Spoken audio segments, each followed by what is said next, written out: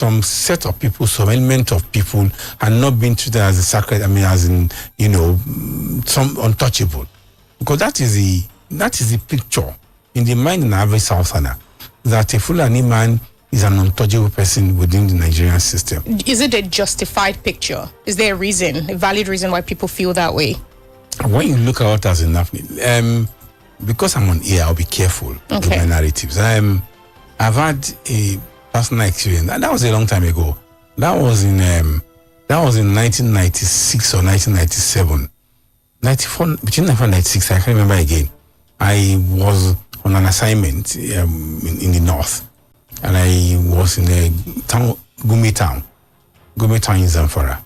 Gumi is in Zamfara. So on the market day, there was an issue. And because my work had to do with the security agencies, they were the one we used to keep our security materials. So most of the time, always at this police station, discuss. Now, people that are posted to those places are normally non-indigenous. So I met people that are non-indigenous, somebody from Edo, etc. So we're always talking, being able to understand each other. So we're talking, and I became their friend. So on one Friday, market normally happens in the north on Fridays. If you know, some of their market comes up on Friday in the north. So, and on that particular market day, I was at the police station and I saw some group of people being arrested. And I was like, what happened? They said, today is market day, you should understand.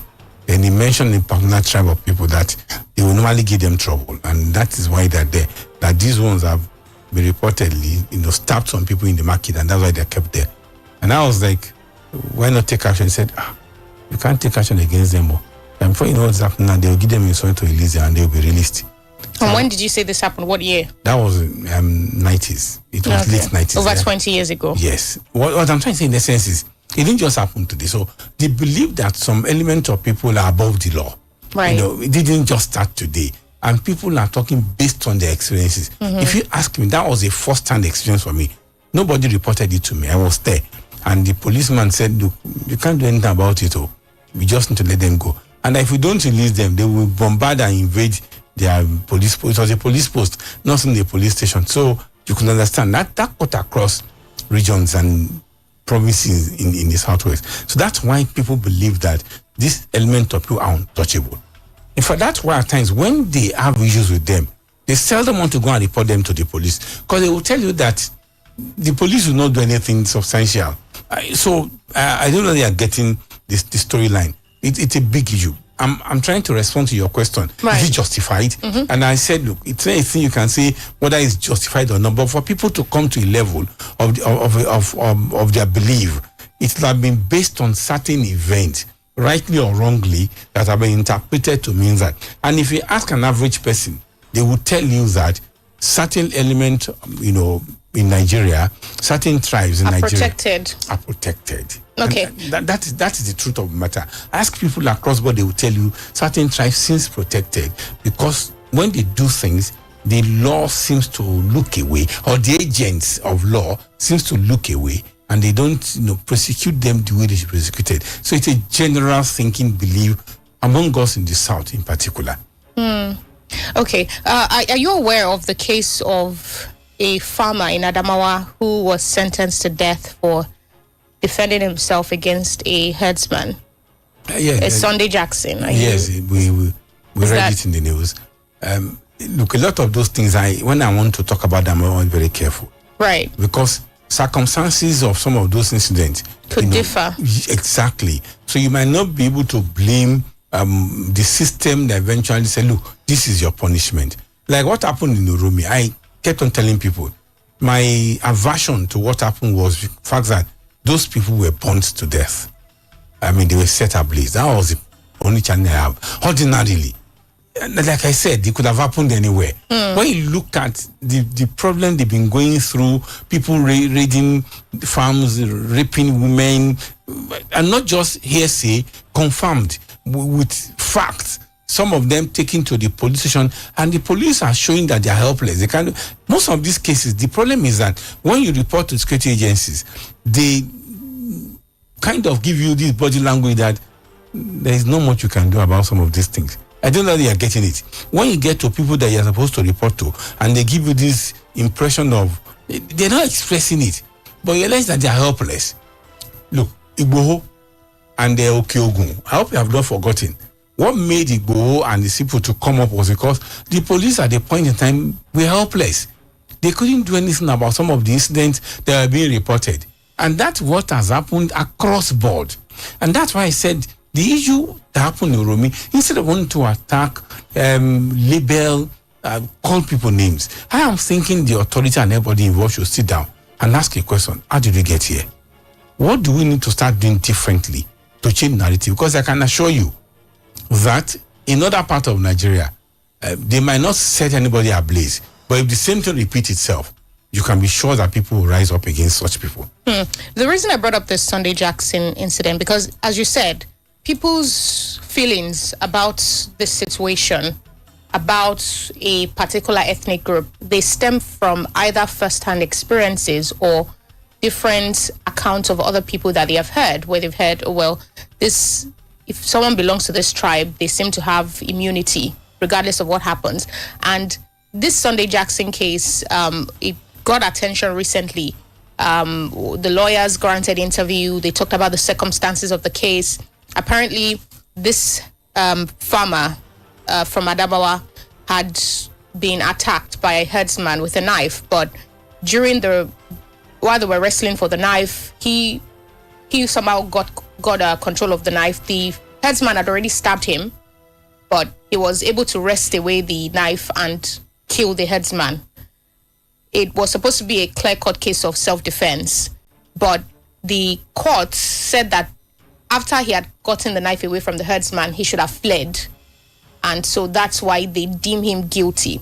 Now, all the opinions I've seen have said that it seems like a clear case of miscarriage of justice. They're appealing because he's been sentenced to death as a result, even. It's not just that he was given life imprisonment, he was sentenced to death as though it was a premeditated murder. But this type of case now perpetuates the idea that even if it's not that you go out and you attack them, even if it's just that you are defending yourself from the attack, you could still be punished for it. It's what lends credence to the idea that certain groups are untouchable. When you see a high-profile case like this and you see what appears to be a miscarriage of justice. And again, you reference the communities in Ondo where headsmen carried out reprisal killings because they believed the people from that community had attacked their own people. And so they killed 14 people. That happened in March. Yes. It was one of the issues we discussed last week when we had the Ondo State's Corps Commander of Amotekun. And so can we have a conversation about this, a genuine conversation about this, without first addressing the twin issues of ethnic profiling, ethnic tensions, and the improper handling of these incidents by security and law enforcement agencies? Is it possible to have a conversation about this or to truly address this without addressing the twin causes? Because as you said, what this does is just brings up stuff that has already been there, right? It's just a culmination of what has already been happening. It's just that in this case, we saw it taken too far. But the real issue is people have certain feelings about certain ethnic groups that seem to be perpetrated by incidents they've seen or they've witnessed, and our law enforcement and even our judicial system do not seem to be helping matters much. So, is it possible to have a conversation without addressing those issues? We're already having a conversation, Lola, but at that level you're thinking of, I agree with you, that relevant institutions need to talking about it. The Senate need to start talking about it. House of Reps need to start talking about it. The Executive need to start talking about it. They need to set up a committee to look into some of these tensions. But don't forget that even presently, the president is doing a lot of things regarding how to handle, interfacing, reduce the tension between herders and farmers, with quite a number of interventions. Like the Ministry of Livestock. That's what is leading to some of those things. Though there have been a lot of distrust and mistrust regarding those things, and noise have been coming from the south. And when you look at those noise too, you realize that they are based on past experience of these were coming again. When you look at this Ruga thing, why did people say no to Ruga? I remember there was this particular musical that was that came from somewhere in Ondo. It went viral, where some students were brought up, and it was a well composed music. It was against Ruga when it was coming up. Then that's to show that people didn't like it. But are they saying no just for saying no purposes? No. They looked at their experiences. When this will come into setting your community, the next thing is that they take over your community one way or the other. And that's the fear. And they could look at what is happening in Jos, what is happening in Adamawa, what's happening in a lot of those areas where they have settled, and they eventually took over the area and became the political, they got the control of the political machinery of those areas. We can't deny or divorce some of these things from whatever is happening. So people have genuine reasons to say, no, we don't want this. And I think those that are involved, mostly from the north, have not really helped issues as well. Look, I'm not too comfortable with the way some people in the north have want to see like it's a north versus south thing, without acknowledging the fact that in the first instance, those people were not doing it well. Traveling across states from rivers, were going to Kano, armed with a lot of dangerous weapons in areas where ordinarily there have been tension. Such a thing could happen. So that's what I'm saying. I have not seen anything wrong if they've been able to approach the police or state agencies to get escorts, for instance. And say, okay, look, we want to travel. This issue of them, we want to get escort to travel. Maybe they could have gotten a police protection. But what I'm trying to say is the conversation is on already at the level we're supposed to be on. But then everybody that needs to contribute to the conversation need to come to a level where to acknowledge the fact that there is a problem. And the problem is not that this food ate us. So it's not like the others will say, Shina Keferini Baso Kuba, in other words, is a non-believer, he does not love you. We should transcend and go beyond such conversation. We should come to a level where we need to start asking questions. Are there things that we are doing that will make people to start suspecting us? And if you ask me, the answer is yes. Right. There are things that people are doing from across Niger in the north that makes people to want to start doubting them and start feeling that, look, we don't want to believe these are the things that you have good intention with us.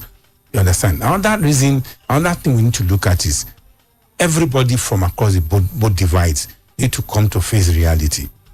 Like I said, places that were originally forest, where others can go with their cow, rear their cow, graze, are now becoming populated. Development is coming up there. So suddenly you see cow coming to your backyard in areas like, what do you call it, Ilugun side and Elega, all those areas going towards Funab area. Hey, you don't even have to go that far. On my way to work in my community, which is along the Sabiola way, there are cows grazing. Yes. I see cows grazing all the time. This weren't the case before, but now is the case. So we now have more tension because of the interfacing, frequent interfacing between people and the others, and they destroy their things. So the tension is coming high. And that's why I'm saying that everybody needs to sit down and look at how do you solve it holistically. I believe that cows or cattle should be, should not, the system of grazing is old, is outdated. Can we ranch? And if we say yes, we need to do ranching, that means that people need to now take a different approach to ranching and whatever name you want to call it, and allow them to have lands, if that is the case, and maybe give conditionalities, for what that will prevent them from taking over, as you said, people have feared. Exactly. So these are the kind of conversation that we need going for. But already we have conversation going on. It's just that the way it is coming up is not is not being properly channeled in a way that will give us a positive result. Is it that it's not even being properly channeled, or it's not being had with frankness because of political correctness? Because people fear that, okay, well, if we label it, first of all, you have those from Kano, in this instance, they are seeking justice, which is their right, obviously. Tragic incident happened. But again, this is more about the underlying implications and then what this could mean for the future as well, if it's not checked right now. And so they are just focused on justice. They are not also introspecting and saying, okay, well, what does it mean? What does it mean that a group of people from our region were traveling seen with guns, and then people's automatic assumption is that they have to be criminals. What does it mean, and how can we, fix this issue? So the issue it seems like either for fear of political correctness, or because people are just shying away from really looking in the mirror. In this instance, it doesn't seem to be happening with genuine, introspection. Thank you. I agree with you. I want to bring an instance why it's becoming increasingly difficult for people to want to even sit down to discuss or negotiate. This governor, I can't remember his name, or your state governor, the union leader. I remember maybe a teacher. He was a teacher. I remember his name now. Lam Adesina. Thank you so much. Had issue with Buhari before he became president, Marwa, and etc. There were issues in Okiogun. In other words, this Okiogun crisis that we eventually launched, what's his name, Sunday Igboho to prominence. Yes. Didn't just start with Sunday Igboho. It's been on. Conflict between herders and farmers in Okiogun area. And the Okiogun people were really standing up to say no. So, a delegation of Fulani people, led by Buhari, Marwa, and etc., went to Namadeshino. And it was reported in the papers. He welcomed them, and after they came to tell him what they've done, he now brought in the police. He did a good job. Brought in the police, brought in security agencies, and said, bring all the account of this in the area. So after they read to the people that came, and he told Buhari that, look, with this, what do you expect the people to do? These are the atrocities committed by people you came to plead for, that you said they've been cheated. But what I'm trying to say in this is we need to come to a level where both of us sit down to frankly address the issue, hold the bull by the horn. It might be difficult, but can we face it? This is what is not happening. Everybody is trying to dodge, using that your word, political correctness. I'm not against Governor of Edo State going to Kano to douse tension. To condole. Yes, it's good. But can the people of Kano equally realize that in Edo, in Benue, in Delta, people were being killed on their farms. Women were being raped on their farms by people that are of northern descent. Yes. You understand? So maybe when we come to acknowledge that fact, okay, look, we agree with you, we appreciate you for this, but we cannot also deny the fact that some of the activities of our people happening there will have led to this tension. I think people will just say, oh, hey, if we know this, can we now sit down to talk about how to prevent it? But where you want to start claiming of making people believe that, no, you're in the right and they shouldn't have been killed. I agree with you. The way and manner they've been killed is not even good. If they were suspected of being kidnappers, the right thing to have done was to hand them over to law enforcement. But the report was that they kept on calling the enforcement agents and they were not coming up. And that hasn't the issue. People have been reporting that when these people invade your community or your farm, you suddenly realize that the law enforcement is unavailable. It's unavailable. We can't, which contributes to the idea that they are willfully refusing to intervene or intercede. That's the thing. Notable Nigerian, this, I want to remember his name, from Ondo. He was a former minister of finance, at a point contested for president in Nigeria. He reported his case where farmers, others came to his farm and said they are caused, and they're like, if he try, you should come, and he reported it. It was an open thing. It was happening all over the place. So when you have that kind of idea, Falai, when you have that kind of case coming up and being reported in the media, being confirmed in the media, and even by high profile individuals, and nothing is happening, then you start asking questions. Is it not true that these people are what they are saying? Low profile Nigerians in inverted commas now. Can we say they're not justified? So that's why I said the conversation need to be, there should be a new strategy towards the conversation. It's going on. But you just can't deny the fact that some people have been wronged. Right. Acknowledge that, like it happened in Rwanda. Let both parties sit down and say that wrong has been done on both sides. On both sides. And let them find a way to, okay, we want to channel and find a way forward, a new future. This is what is not happening. And this, I think, is what we need to bring into the conversation that should be coming up now. The idea of the thinking that I want to claim my right because my people have been hurt will not speak well if you don't equally address the hurt of the other person. Nobody will just stand up and start carrying hand and start attacking people and killing people. Okay. Nobody. Well, in order to keep this ethnic tension from causing people to label innocent people from that ethnic group as criminals, because what this means is even if the people who are carrying out these dastardly acts of violence are predominantly Fulani or Hausa, even if they are, it doesn't mean that every Fulani or Hausa is a criminal. And that's the danger. It means that if you start to look at everyone from that group with that lens, you would end up inadvertently hurting or harming people who are innocent or have nothing to do with it. So how do we keep this from leading to ethnic profiling? Or, well, it has already led to ethnic profiling, but how do we now protect the people from that region who are, innocent bystanders in this ethnic war? Or these ethnic tensions, let me not call it. The truth of the matter is conflicts. They have a huge role to play. Those people that are innocent, I agree there are innocent people among them. They have a huge role. I will use this Yoruba adage. When somebody misbehaves in a group, you tend to look at the other group as they are one and the same. They might not be, I agree with you. But then Yoruba went on to equally say, Tiara leni banje kokoro buruku, and you don't to batete sofun, meaning that when your neighbor, when somebody that is associated with you is committing evil or is doing something wrong, and you don't click come in to checkmate or check that person, when the problem comes, don't forget it's going to impact on you. And that's what is happening. The truth of the matter is the leadership of the group that is being suspected are not doing enough to help us. Look, a leader has once been quoted that whatever you do to a Fulani man, it's a loan. And that was it not El Rufai? Okay, El Rufai. I mean, let's say it as it is. Yes. He did say it. It's public knowledge. Yes. It's on record. So, and that they will always come back. That to me is encouraging this violence.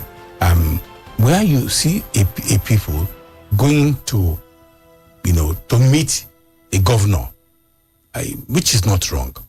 And eventually, after they discover that, wow, so all this has happened, and they've not done anything differently, to go back to their people and tell them, you can't keep on living with people this way and they will not attack you. I don't know if they are getting it. We are not seeing the initiative being led by the leadership of these people to suggest that they are actually understanding the pains of the people and they are making effort of doing something different to, to curb or control it. This is what is making people to feel the way they are feeling. And Lola, I'm telling you, because you are not really at the forefront of this challenge, we can sit in our comfort room, in our comfort chair and be saying what we are saying. When you are in the forefront and you live in those villages or community where these things happen, you realize that you are not just different. When this violence comes in, it brings out the other part of you. And that's what is happening. And that's why I'm thinking that, yes, they are innocent people. Yes, they are good leaders in that place that could give us a new conversation or a new narrative. But they too are not doing the right thing or what you feel to be the rightful decision to, ameliorate the problem right and back. Okay, when it happened to Ogun, I love what the present APC chairman did. The former governor of Kano. They came to Ogun State when it was happening, and the issue was they came to Ogun State. They met with the state governor. They met with other stakeholders, and they explained what they have been doing and effort they are taking to ameliorate and stop the clash. Those are the kind of actions we need to see going forward.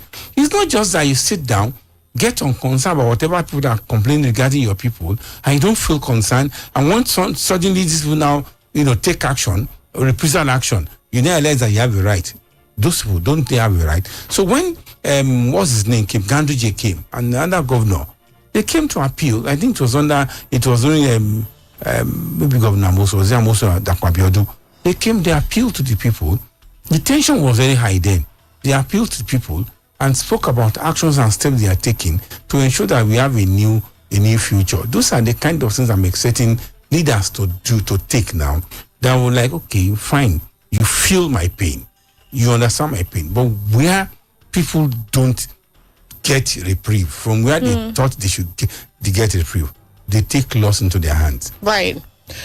Okay, we're discussing the implications of the Uromi killings that happened in Edo, where 16 travelers, predominantly or mostly from Kano State, were lynched by a group of vigilantes, and we are looking at what revelations can be unearthed from that about the state of our country and some of the ethnic tensions that we've seen simmering between people from the north, specifically the Fulani, and the south. So you can send in your comments to us on WhatsApp, on Facebook, and on X, Splash FM 106.7 on Facebook, at Splash FM 1067 on X, and 0817-555-1067 on WhatsApp. We'll be opening phone line shortly, but just before that, when we had that conversation with the Ondo State Corps Commander of Amatekun, he said that one of the biggest security challenges is the influx of migrants from this ethnic group.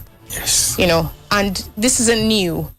I recall even the late Ondo State Governor Akeredolu being vocal about that, saying that you'd see trucks with many of them, just packed, seeming like they're coming into the state, and that was enough to make anyone jittery.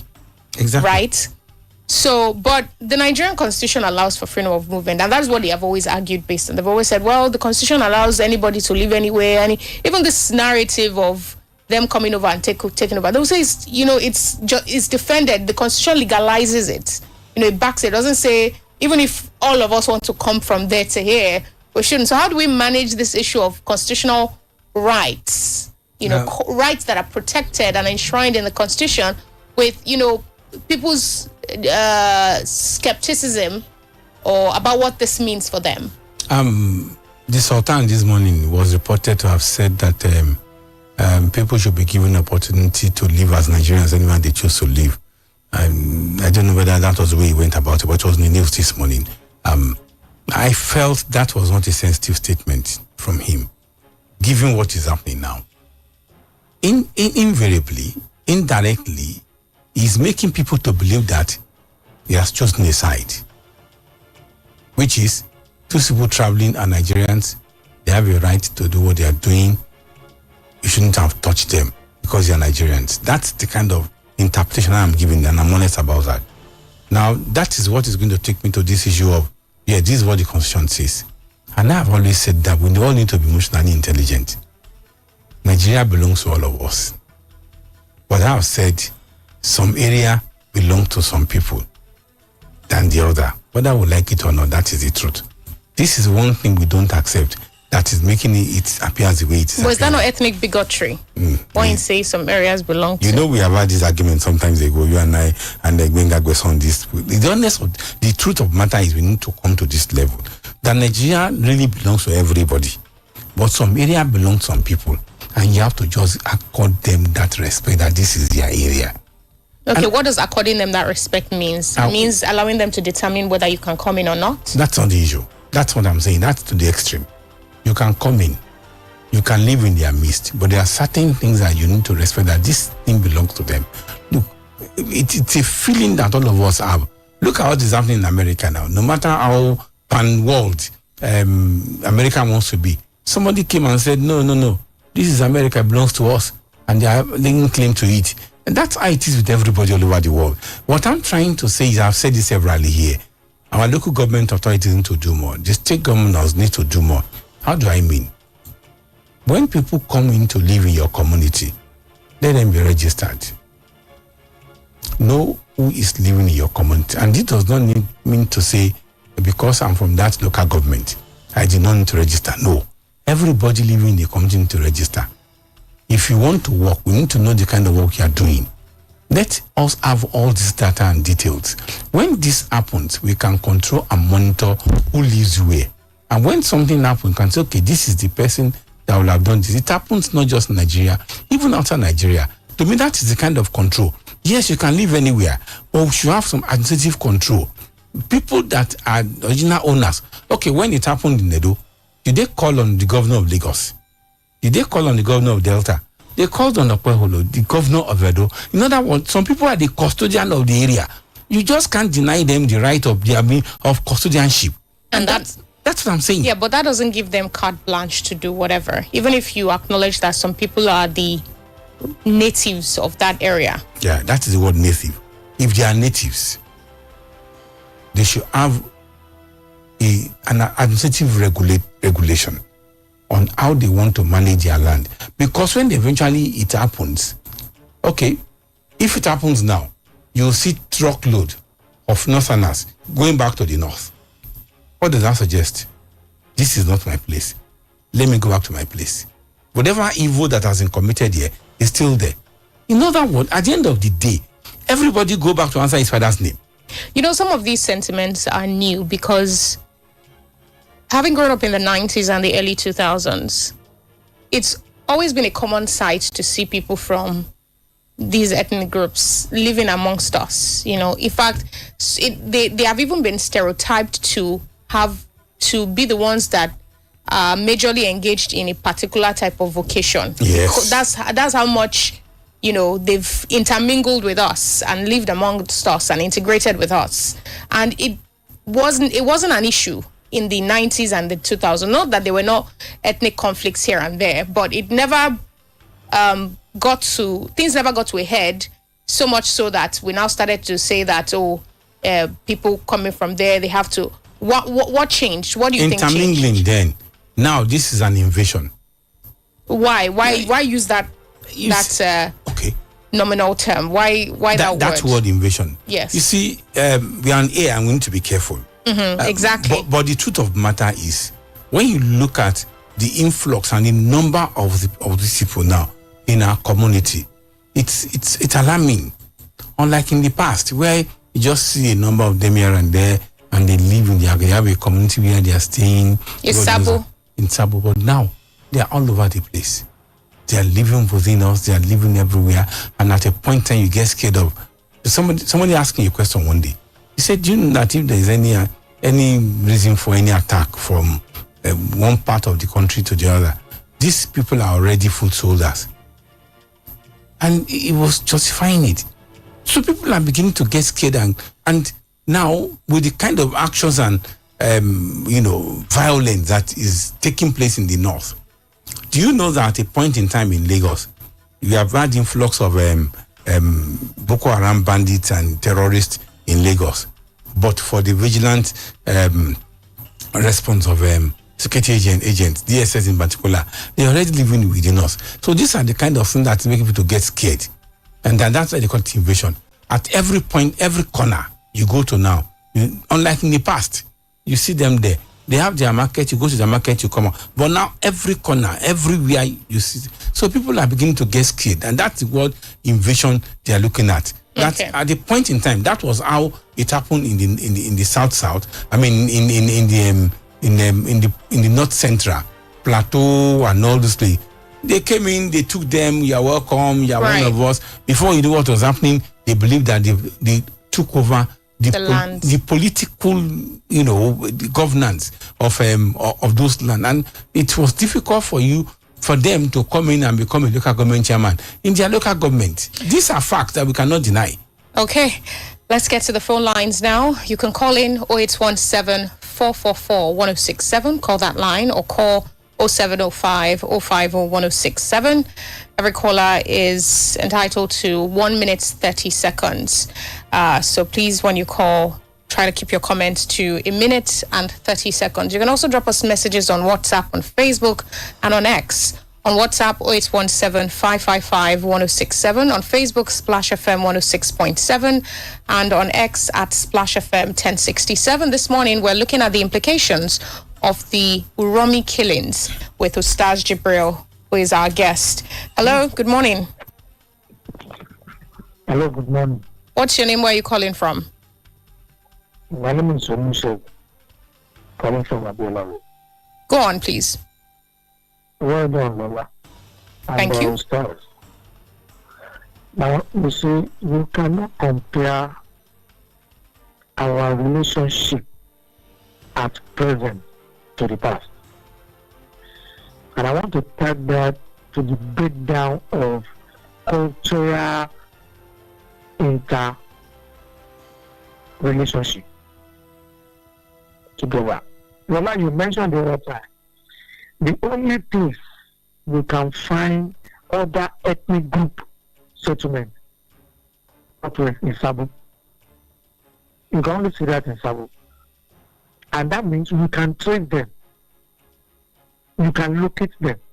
But it's not the same thing now, like Ustaz said. That's a good word, invasion. It's everywhere. And go outside Abeokuta, go around Abeokuta in the night, 10, 11. Just go around. You see people sleeping by the roadside with Okada packed recklessly along the road. That is one side. Then look, let me point out this issue. The place that we are having in South West, are we doing the same thing in the North?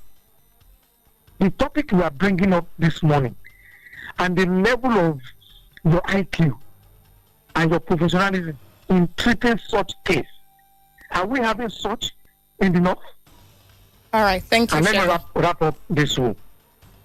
Look, some of these politicians that we have, some of them are hypocrites. Hypocrites. That's Thank you. name. Appreciate your contribution. At the expense of their... Okay, thank you. 0817-444-1067 or call 0705-050-1067. Good morning. What's your name? Alaji Emitu Bunwa is my name. Please go on. I'm calling from Mirakali in Odomwe. I thank the staff for good submission. And I want also to know the problem of Fulani is not only in the southwest, and it's not only in the center. It's with the north, the north too. What is the identity of Fulani of Nigeria? When you talk, they will say the Fulani of all the West Africa, they are the ones. You don't have their identity. Because by the time you caught them doing rubbish that Fulani headers, they will say they are not from Nigeria. And they are not ready. They are not ready to not know the identity of those ones that are in Nigeria and those ones that are not in Nigeria. I believe our also called immigration need a lot of work to do. As you said, our senators, our rep, everybody now need to come on board to address the issue of the issue of this also called migration. You will see them in Nigeria. There's a law. The goods, not the people that are carrying goods, they only for the goods, but on their own. Okay. They will come with trailers, not with no identity, nothing from anywhere. Thank you. Move. Don't where are they going? Thank you. All right. Thank you very much. Appreciate your contribution. Hello. Good morning. Yeah, good morning. I'm Yusuf coming from America. Go on, please. Yeah, I think that's the way a personal experience that I have actually had in concerning this issue is the fact that I have my village along the Mercodia, a social village to be precise. So the kind of experience we had was actually that sometimes on a market day, when our elders have actually gone to the market, the babas, the mamas. So the kids from teenage age downward, we were being terrorized by these so-called people with the accounts and everything around the village. It got to a point where even at that teenage age, people like us started learning how to, how these local manufactured guns in order to defend ourselves. Sometimes we will have to even mobilize the dogs that our fathers use, in hunting to be able to kill them away. Sometimes we make use of catapults.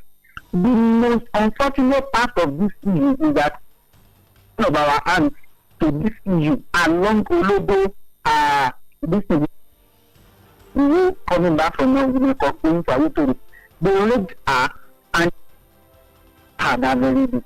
And too numerous things to even recall. So if we want to holistically look at this issue, like to start as Vasali submitted, what we can do is we must recognize the Nigeria belongs to all of us and rights to live every day. But the territorial authority should be under the people that are native, so that they can screen the people they want to accommodate or place a particular standard in place for whether that. All right, thank you. Even illegal in its form to be coming into a particular town or city in a vehicle that is meant to convey loads. Okay, thank you. Appreciate your contribution. Okay, thank you. 1 minute 30 seconds. A few people have definitely gone overboard, but I've allowed it. But now I'll be strict. 1 minute 30 seconds. Hello, good morning. Hello, good morning. What's your name? Where are you calling from? Please turn down the volume on your radio set. It's interfering with your connection. I'm still from Sabu. Okay, welcome. Go on. Yeah, Miss Lola, good morning. I'm Ustaz. You see, right from the beginning, the question that the topic I bring about Oroni Chile totally is related. So you see, all those people that are killed are houses, not Fulani. Fulani even terrorized in our area. And from the forest state, they terrorized it, moving down to Abeokuta here. You see, they didn't allow us to farming and other things. You see, they didn't allow us to go back. This is Fulani. You are talking about Fulani. This is Hausa. All those people that are killed in Uroni, they are Hausas. They are not Fulani. Please, Mr. Ustaz, all the time that we are doing topic of not you against not. I don't know what not have been doing for you. Oh, wait.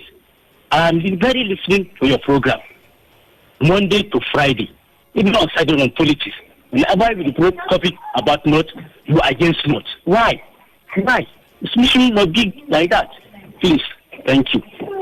All right, thank you very much. Thank you. That was actually a timely reminder because Ustaz, we started this conversation by saying most people cannot distinguish. Exactly. They cannot tell the distinction between the Hausas and the Fulanis. And exactly. I've even watched a few documentaries where even the Hausas themselves have their own grievances against the Fulani. But just to like the average expressed. Southerner, you can't. Yes. One is the same. Yes. One is the other. The other is the Yes. one. But thank you very much. It's an important distinction to make as well. Although the ethnic group of the travelers was not identified, it just said they were from Kano. So we don't know if they are Hausa or Fulani, but nevertheless. And there are Fulanis in Kano as well. And yes, But the truth of the matter is, I think we got to this level because of a lot of issues where everybody that is coming from the north is Fulani. That's the thing.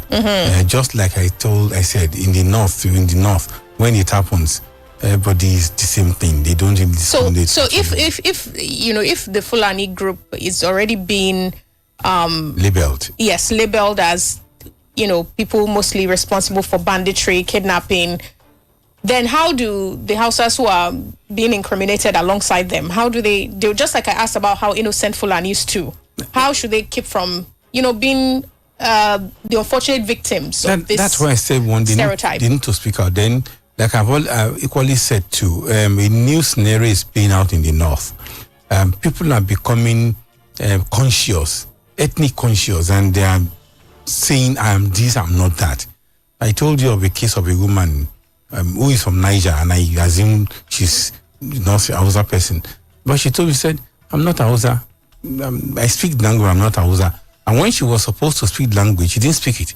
She spoke English. And I said, but why? She said, because I'm not a Hausa, I won't speak the language. So people are becoming conscious of their ethnic origins in the north. And I think, in fairness to the last caller, the Hausas have been at the receiving end of the Fulani hegemony, political hegemony in particular. Most of their states are taken over by the Fulani as Emir and the Emirates. The political control of the north is under the Fulanis, and the Hausas are just there.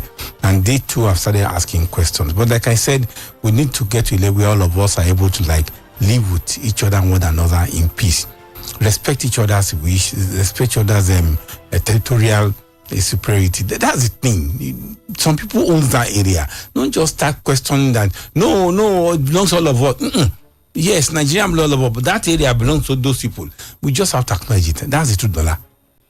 All right, if you say so. Kalawale on WhatsApp says, how can we bring balance to the situation where police appear active to pick people up down south, but up north, it is more of, we can't do anything by the police. Can't there be lasting solution to these herders or terrorists who are invading farms and killing people all over?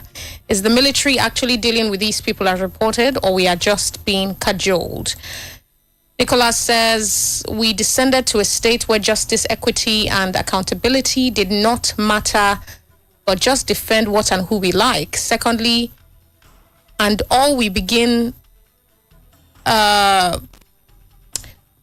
all begin the account from the paragraph we prefer. What even bothers me more is the relabeling, because some people, even educated people, do not know the difference between Isha, Urobo, Isoko, Ogoni, Ijo, Itsekiri, and Igbos, because some northern elements are already thinking Igbos are the killers. It has to be repeated. The extrajudicial killing of humans and even animals in saner climes is reprehensible, and reasonable citizens know this irrespective of tribe, tongue, religion, and political leanings. Anyone with a gun is a threat. That is why only responsible human beings should carry them.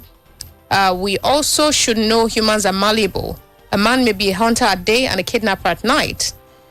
Ismail Al-Ghul was an Al Jazeera journalist at night, at day, and a Hamas commander at night. So when we say things like this, even though we say we're not defending jungle justice or extrajudicial killings, that is what we are inadvertently doing. The question here is not whether they could have been kidnapped. Even if they could, it's possible that they were kidnapped. It's possible that the hunting thing is just a facade, but it's not the place of the vigilante group to now carry out, their own form of justice. If that is the case, take them to the police. That's why we don't live in an anarchical state. Take them to the police. If everyone decides, if I act as judge, jury, and executioner on whoever I think is a criminal, then there'll be killings galore. How will you be able to separate someone who maybe just is doing their lawful business and someone who is doing something illegal? Nicholas continues with, okay, we have a commercial break, so when we come back, we'll take the remaining comments, including the one on Facebook. But you can still send in your messages 0817-555-1067 on WhatsApp. Panorama. Panorama. Panorama. Panorama. Panorama. Panorama on Splash 106.7 FM. Tàbá ń sọ̀rọ̀ ice block making machine nílẹ̀ yìí, ọ̀gá àgbà ni Master Sam Cool Engineering Company. Master Sam Cool mọ̀ nípa bá a ti ń ṣe àgbékalẹ̀ ice block making machine láti bẹ̀rẹ̀ dópin. Àwọn fridge àti freezer yín tẹ́ ẹ ti lò wọ́n pàtì. Ẹ lè sọ di ice block making machine. Bákan náà, làwọn ice block machine yín tí kò ṣiṣẹ́ mọ́ tàbí tí kò ṣe bẹ́ẹ̀ ṣe fẹ́. Master Sam Cool á bá yín sọ di tuntun tí ẹ ó tún lò fún àìmọye ọdún. Lẹ́jẹ̀ wọ́n bẹ́ẹ̀ bá ṣe fẹ́ sí tàbí customize ice block pẹ̀lú ìrànlọ́wọ́ Master Sam Cool Engineering Company. Kò sẹ́ni tí kò nílò ice block. Ìwọ náà bẹ̀rẹ̀ okòwò ice block lónìí. Kówó máa wọlé fún ọ. Master Sam Cool wà ní 463 Abẹ́òkúta Expressway Ajégúnlẹ̀ bus stop nílùú Èkó tàbí ní 32 Bíúrì Láfẹnwá Abẹ́òkúta tàbí nínú ọjà Láfẹnwá lórí Gbẹ́gi. Ẹ pè 08066303532 lẹ́ẹ̀kan sí 08066303532. ẹ bá ń gbọ́ yíbírí àjáde mọ́tò ńlẹ̀ ó yá ẹ bẹ̀rẹ̀ sí ní gbélé yín rìn fojú yín ó ká gbogbo ohun tó ń lọ nínú ọgbà ó yá ẹ bọ́ lọ́wọ́ ẹ lẹ́gírí kéèyàn ó wà lájò kákan ẹni ó mọ̀ ṣe kílòkílò kò yẹ kó rí bẹ́ẹ̀ ẹ kàn sí iléeṣẹ́ link shubin tí wọ́n wá install link CCTV camera yí gbogbo ilé yín ká gbogbo ohun tó ń ṣẹlẹ̀ nínú ilé sọ ìtajà ilé epo ilé ìtura tàbí ilé iṣẹ́ tẹ̀ dálẹ̀ lẹ́ẹ̀ma wò lórí ẹ̀rọ ìbánisọ̀rọ̀ yín link CCTV camera tẹ́ ẹ bá ń gbọ́ yíbírí òun náà ló ń jẹ́ bẹ́ẹ̀ torí gbogbo igun lẹ́ni ó mọ̀ yíbírí wò yíká kámẹ́rà méjì ọ̀tọ̀ọ̀tọ̀ ló bá dé pẹ̀lú solar panel ló bá dé 24 hours ló fi ń ṣiṣẹ́ kò lè kú 110,000 naira ló bá dé báyìí o ó lulẹ̀ ẹ kàn sí iléeṣẹ́ link shubin nítòsí NNPC ó fẹ́ dojúkọ géètì àbáwọlé OOPL Abiola Way lábẹ́òkúta 08144916204 link CCTV camera ó yíbírí. We are ultimate landmark schools for a top-notch learning experience. We have qualified professionals, state-of-the-art facilities to make learning beautiful.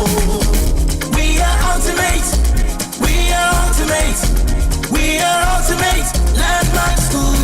Ultimate Landmark Schools. Ètò ìgbaniwọlé ń lọ lọ́wọ́ sí kindergarten, nursery, primary, college àti ẹ̀kọ́ ìmọ̀ iṣẹ́ ọwọ́ vocational skills acquisition. Ní yàrá ìkàwé tó dára, computer room, science laboratory, music department tó gbàgbàmù, library tó dúró déédéé, ibi ìṣeré ìdárayá, ọkọ̀ ilé ìwé wà, boarding facilities náà gbẹ̀yìn. Àwọn ọmọ wa sì ń ṣe dáadáa nínú ìdánwò UTME. We are WAEC NECO government approved. Ìdánwò common entrance máa wáyé ní May 24, June 28 àti July 19, 2025. Ultimate Landmark Schools wà ní Láfẹ̀nwá Abẹ́òkúta Ògùn State àti ní Blessed River Basin Estate, Àdéhùn Abẹ́òkúta Ògùn State. Telephone 0803-536-8194 tàbí 0813-642-7488. Ultimate Landmark School. In God we trust. Ire ni mo mú wá o. Ìyá Lanre, kí ló dé tó ń jẹ ìpẹ́ tó báyìí? Ẹ wo sún mi jàre, ẹ̀yin náà ìwògbà tá a ti ń sọ fún yín kára gas cylinder. Aṣọ títí náà báwọn ohun èlò tó ń lona ní pálọ̀ gbogbo ló ti bàjẹ́ tán. Àbá, ṣé bó mọ̀ pé kì í ṣe ibi tèmi náà kẹ́? Mi ò lówó kan lọ́wọ́ tí mo lè dálẹ̀ fún gbogbo nǹkan wọ̀nyí lẹ́ẹ̀kan ṣoṣo. Bàbá Lanre, ìjìnlẹ̀ ń dára yín láàmú sí nígbà tí CDK wà nílẹ̀. Níbi tẹ́ ẹ ti lè ṣètò san díẹ̀díẹ̀ fún onírúurú nǹkan èlò fún inú ilé. Tara yín kódà tó fi dórí ọkọ̀ rírà àti bẹ́ẹ̀ bẹ́ẹ̀ lọ. Láì ní owó èlé kankan lórí, láì sì ní gbó lérí ohunkóhun tẹ́ ẹ bá rà níbẹ̀. Ẹ lè ṣètò san díẹ̀díẹ̀ yín fún gbèdéke oṣù 12 tàbí 40 ọ̀sẹ̀. Múlẹ̀ ìrọ̀kẹ̀. Gbogbo àwọn ohun èlò tó wà nínú ilé mi díẹ̀díẹ̀ CDK ni mo fi kọ́ wọn jọ. Ẹ̀tún wáyé fònà ọwọ́ mi yìí. Ẹ̀yin kàn lọ sí Google Play Store tàbí iOS App Store yín kí ẹ kàn sí ojúpọ̀ ìtọ̀nà CDK kí ẹ lè bẹ̀rẹ̀ sí ní rajà nílànà sanwó díẹ̀díẹ̀. Baálé mi CDK yìí gangan lohun tí a nílò. Wá wo kan gbogbo nǹkan ló wà ní kẹ́. Download app CDK láti bẹ̀rẹ̀ san díẹ̀díẹ̀. Ọ́fíìsì CDK wà ní Public Place, Kẹ́ǹtàn Lọ́kọ́, lọ́jà Ìtòkú nítòsí Access Bank, Ṣàpọ̀n, Abẹ́òkúta, Tẹ́kìtì orílẹ̀-èdè Nàìjíríà là ń tajà wa dé 0707-454-2992. CDK, make life easier. ẹ ǹlẹ́ líbí o dẹ̀dẹ̀ ará Ẹ̀gbá àti agbègbè ẹ̀ Ẹ̀gbálí gánsàrè wípé ẹ jẹ́ ká jọ gbé àṣàlù Ẹ̀gbá lárugẹ. àwa Ẹ̀gbá yàtọ̀ níbi ká wọṣọ níbi ká ṣoge níbi ká sọ̀rọ̀ níbi ká jẹun Ẹ̀gbá rè máa ń pèrègede.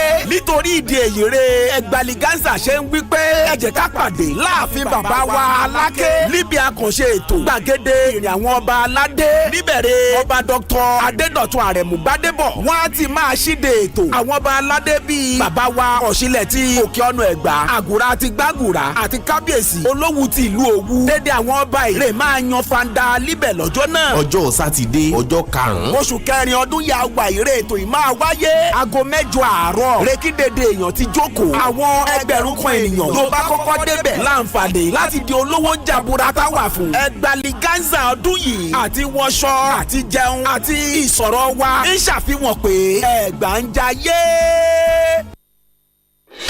Panorama. Panorama. Panorama. Panorama. Panorama. Panorama on Splash 106.7 FM.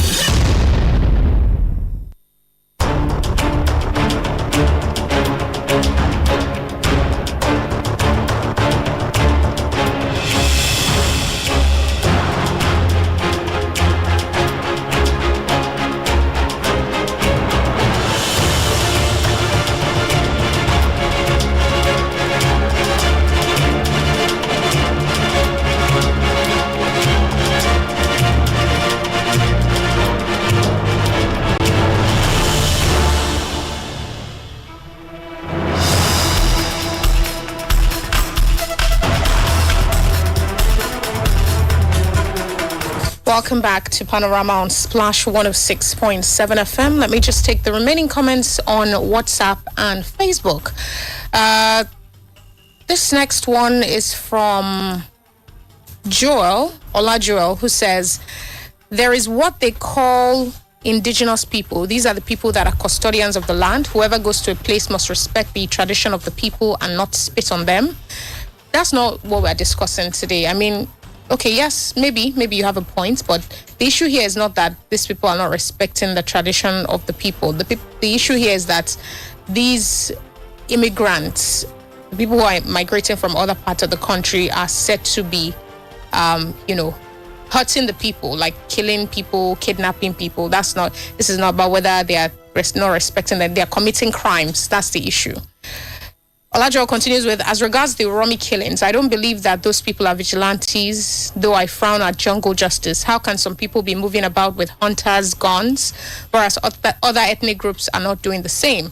There's an unreported version of what led to the killings of these people. One, okay, these are just speculations, and I can't say them because unless you have credible evidence supporting it, if you are giving life to these conjectures, then you are just adding more fuel to the fire. So he says, I frown at jungle justice, but we need to seriously address the issue that allows northerners or people from a certain ethnic group to move about with weapons like daggers and others cannot. I support Ustaz on all his submissions. Sanitarian Akinola Oluwarotimi says the killing of northern travelers in Uromi, Eson Northeast local government area of Edo is deeply saddening. Such killings have become a recurring tragedy in our decaying society. Acts of violence like these are abhorrent and have no place in our society yesterday, just as they should have no place in any decent society today.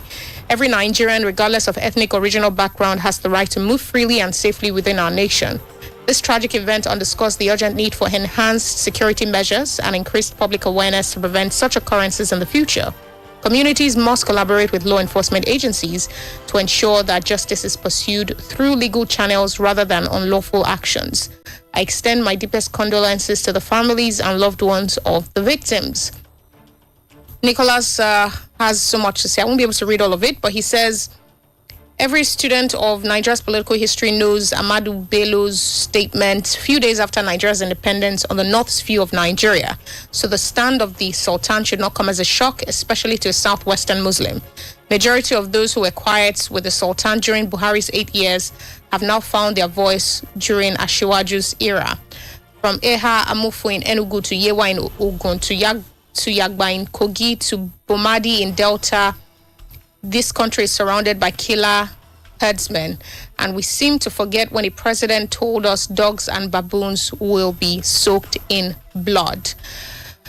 On Facebook, Lokosu Unique Adebayo says, in as much as I will not support jungle justice or promote unlawful killing of innocent people, we cannot blame those that killed. But isn't that what you're doing? Even though that's what you say you don't want to do. The antecedents of the security agencies are not encouraging. Say those people were actually kidnappers and they are treated like mere hunters. Wouldn't that cause more harm to the society? I'm aware Yoruba hunters have an association and they issue them ID cards. Do these hunters also have valid means of identification? If not, there is no way they would have been perceived as innocent hunters. Kidnappers know the right time for face. Well, again, the issue is not whether the story,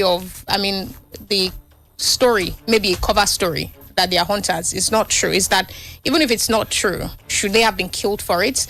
The danger in jungle justice, the reason why we have a legal system that's supposed to thoroughly investigate before pronouncing you guilty.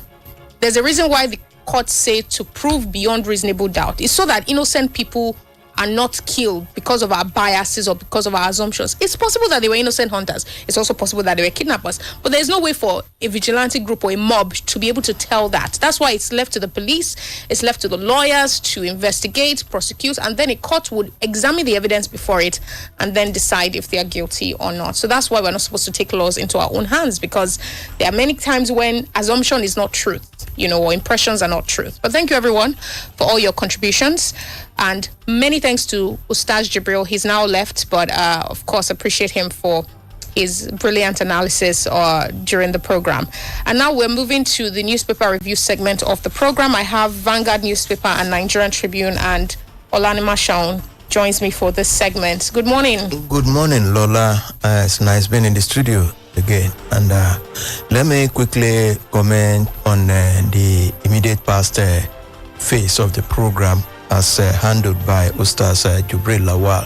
Sincerely, you got a very brilliant person for that job, because he's not just an analyst, he's a conflict resolution expert, certified one. And I really appreciate his submissions. You see, the unfortunate problem we have in the land is that almost everybody is on the edge now. It's not only from the economic side, but from the security challenges, as we have seen from the observatory, and some have experienced it. And it's quite unfortunate, because the level of mistrust is getting overboard. Nobody seems to be trusting anybody again, right, due to one challenge or the other. Because a farmer that has his farm and is invaded by marauders will complain.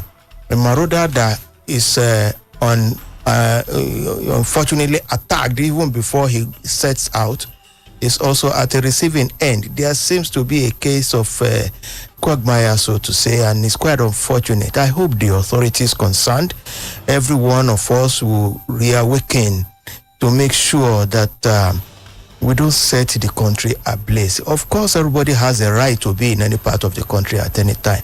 But wherever you go, you have to maintain decorum. You don't operate at the expense of the other people.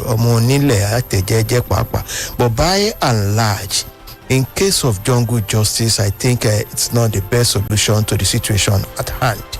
Yeah, like you have said severally, Lola, the agencies responsible for protecting us should first and foremost be engaged such that they can come up and do the needful to forestall any unwarranted development. But most often people will just look at it and say, even if you go to the police or wherever, they may not do the needful on time. But all I know is that in Nigeria of today, we don't have a license to carry arm unnecessarily, except those, it's not a general thing for everybody to carry arm, and if anybody has to carry arm, it should be licensed. Right. And if a group of people is found like that, who are hunters, the needful should be done. If you have to accost them, yes, you can accost them and get the police involved. Don't lynch them, because there could be reprisal development, and when that happens, it can easily set the country ablaze. The reprisal attack might not even take place instantly where the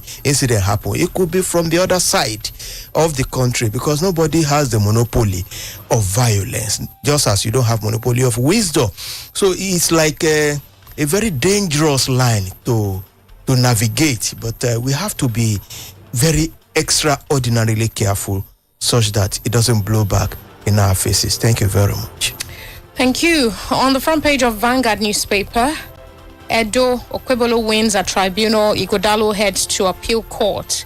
Panel dismisses petitions of Action Alliance, a court party. Okwebolo extends olive branch to Igodalo.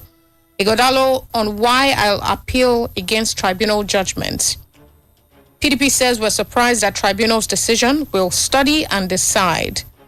APC scribe Bashiru says it's an affirmation of the mandate given to Okwebolo. Urami killings, residents allege indiscriminate arrests and extortion. On gridlock, federal government reopens Independence Bridge as Lagosians spend hours in gridlock. Tinubu jets out to Paris on 14-day working visit. Minister says federal government boosts power generation by 2,000 megawatts in 2 years. More heads to roll in NNPCL and its subsidiaries as Ojulari assumes duty. Finally, 2026 WCQ, Bafana may escape FIFA sanctions, says attorney. On the front page of Nigerian Tribune, NNPCL shake-up, mixed reactions trail Kiari's removal and appointment of Ojulari and Kida. On Edo Guba, Okwebolo floors PDP, AAAP as tribunal dismisses petitions against his election. Let's begin with the NNPCL shake-up. On page 6 of Nigerian Tribune, mixed reactions have trailed changes in the management of the Nigerian National Petroleum Company Limited and its board by President Bola Tinubu. The president had yesterday reconstituted the board of NNPCL, removing the chairperson, Chief Pius Akinelure, and group CEO, Malam Mele Kyari. Tinubu removed all the board members appointed with them in November 2023. The new 11-man board has Mr. Bayo Ojulari as the group CEO and Amadu Kida as non-executive chairperson. Some experts have reacted to the development, such as one of them who described it as a calculated effort to put some life and energy into the oil and gas industry. What are your thoughts? I mean, this is major given the role that NNPCL plays in our petroleum sector and how much Nigerians rely on petrol. What do you make of this shake-up? Well, the reliance on crude in Nigeria is the lifeline of the country. And whoever is going to be saddled with responsibility to manage it must be seen to be doing the job the way he should be doing it in the interest of the country, of the people. But the shake-up at NNPC is not quite unexpected. Even the presidency will have been hearing agitations here and there that why is it that they are trying to keep Kyari. That what is it about him that's so special that some other people cannot do, given the fact of developments that has been going on in the industry that seems to be relatively against the interest of the people. It might be in the interest of the government, because there are two differences in this thing. When government wants money and is asking you to do this, to pay this, to increase this, it is for the purse of the government to be swollen, to have enough money to utilize. But at the same time, when you do certain things in the interest of the people, you will consider their, survival. You will consider the fact that they don't have to be overburdened, even though governance has to be given the opportunity to have enough money. Even if you have the money, how will you be able to channel it back is another thing. Are the people feeling it? Will they feel it? Those are the questions. So Mele Kyari, going by what has been transpiring, perhaps if because Dangote has not come on board, we wouldn't have been saying too much about the Kyari man, because we wouldn't know much of what is transpiring, even from the grapevine. But as it is today, the shake-up is necessary. It was imminent and it's necessary. One thing that gladdens me the most is the person that is incoming. He seems to be in depth in the oil and industry business, and he has done things with Shell, Mobil, and all the rest. He has a lot of backlog of experiences. He's well profound, and it's inevitable that you have people like that. You should be able to test them to see if there could be differences in delivery. One thing that challenges Kyari the most is this the unnecessary increases in the pump price through the, perhaps the poor performances of the refineries. And even he said that then, if the refineries isn't that because fully, we removed subsidy? Yeah, I'm still coming back to that. There are so many variables, because the president has his own fault as well. I'm still working on Kyari. He said even if they revamp the whole of the refineries, we will still have to pay high for the fuel that we will buy. And I come to think of it, I say, okay, we have this crude, we have the refineries.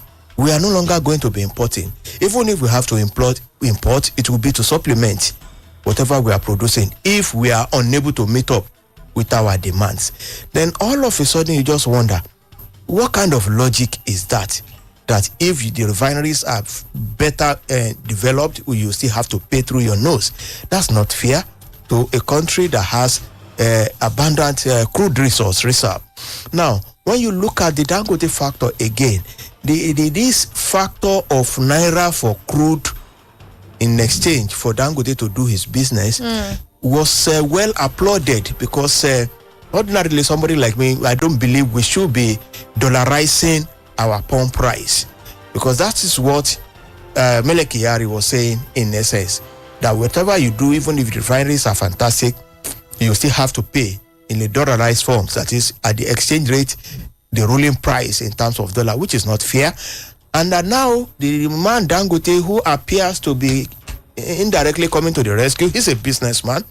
He can do anything that he wishes and that favors his business, as long as the laws of the land permits him. But when he was complaining that it's better for us to do this thing in Naira for crude, and the government agreed temporarily, all of a sudden, Mele Kyari and his people started changing gears. I don't want to believe the president is not aware of it, because the desperation is there for any government to get money to fund governmental agenda. And when these things started becoming push and pull, you realize that the Dangote industry, so to say, seems to be under pressure. And NNPC also seems to be under pressure, because what NNPC is trying to do is to make sure that they will determine the price at the pump price. That is tactically what they are trying to do. Because if they're able to force Dangote to produce at a high cost or whichever, then his price will have to comply with what NNPC is looking for. And unfortunately for us, the foundational fault of all this is the subsidy is gone statement. I didn't want to go into it in the first instance because it will seem as if, Olalima Shaun is here again to lambast the president.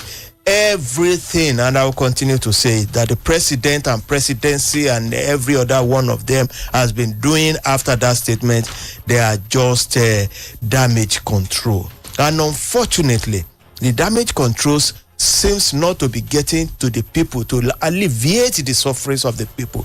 Because the moment you have food inflation, food scarcity, or you are unable to pursue the purchases of items that you need, and the transportation cost is so exorbitant, it affects every other thing, not to even talk of the window of the exchange rate, as it were. When you couple the two together, it can be quite choking. Ordinarily, I am not a fan, and I will continue to repeat, I am not a fan of subsidy removal, because subsidy is not a crime. Even though everyone says it was inevitable. It was not peculiar to Nigeria. Every other country does it. But every analyst says that there was no way around it. They had to go. Because the government, the president Bola Ahmed Tinubu needed money desperately. The country was going aground financially. He needed money desperately. I'm not so angry about it, but he didn't prepare for it. And he accepted in the last 1 week or two again.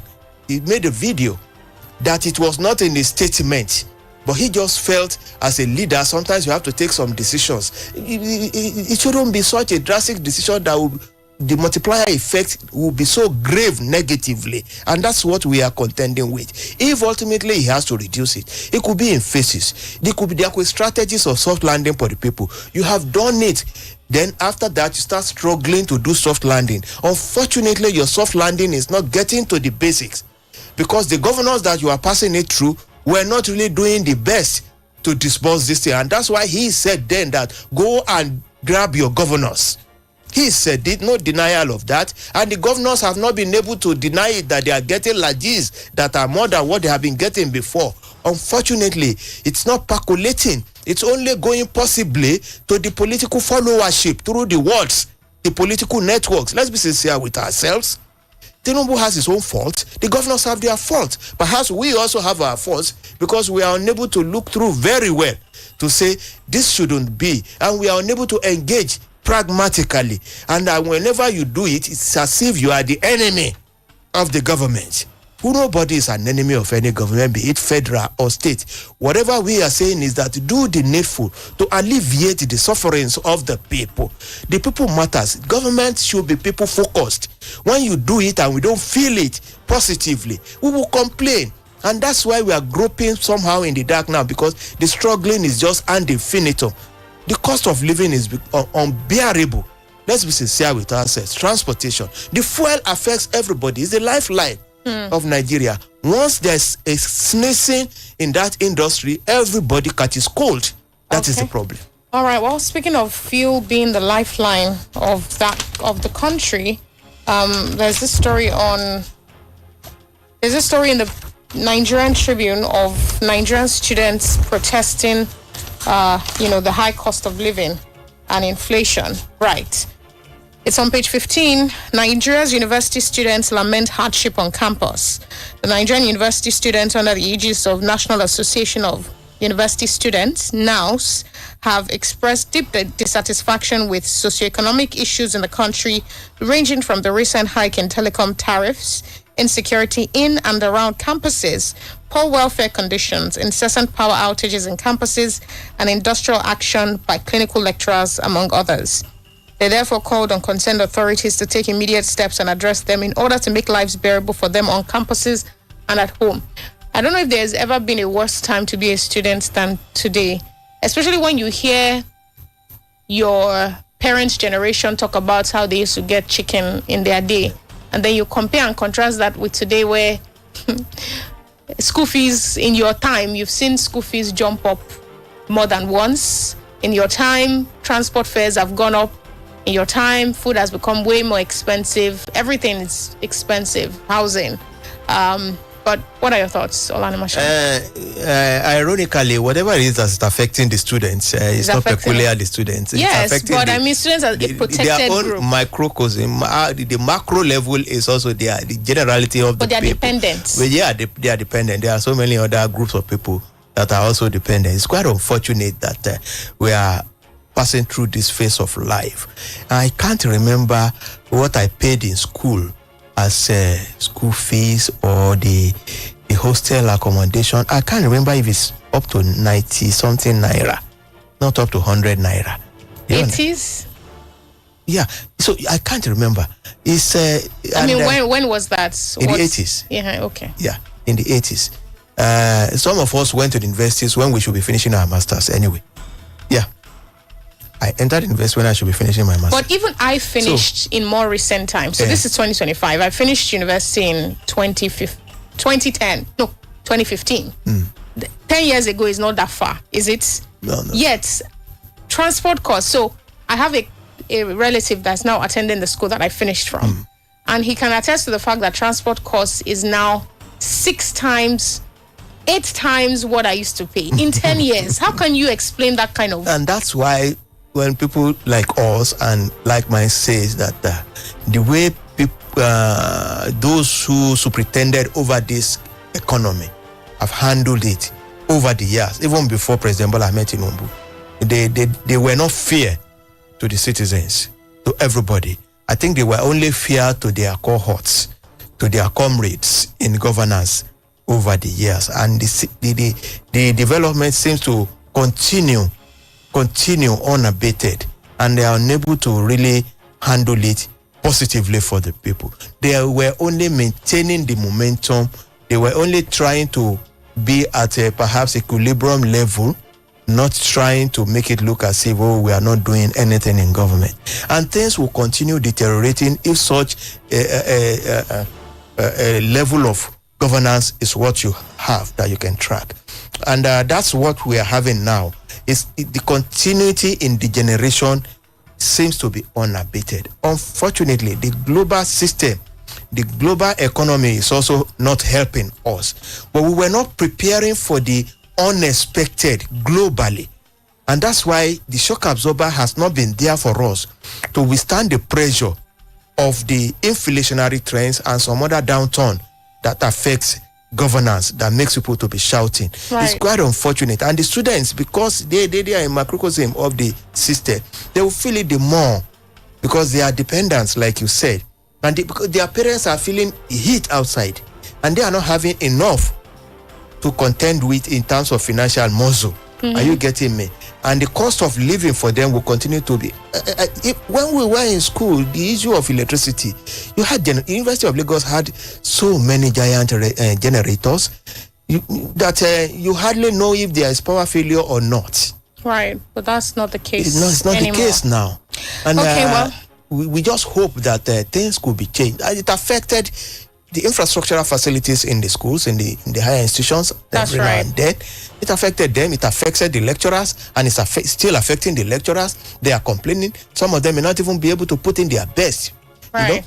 And the cost of living in terms of feeding is even choking, not only for the parents, but for the students as well, not to talk of transport, intra-campus or inter-campus transportation system. Also to add that they have witnessed going from affordable tuition to now having to take loans to be able to afford their tuition. We can only hope that the student loan scheme that the federal government put in place will do the needful to reduce the pressure on parents and the students in terms of the school fees. Okay, because there's hardly no school now. You go now, be it public or private, that the school fees is not too high and skyrocketing. And that wasn't the case even in 2015 when I finished. You can imagine. Unfortunately. All right, let's take a commercial break. When we come back, we'll check out some more stories from the papers. Please stay with us. Don't dare touch that dial. It's Splash, your integrity station.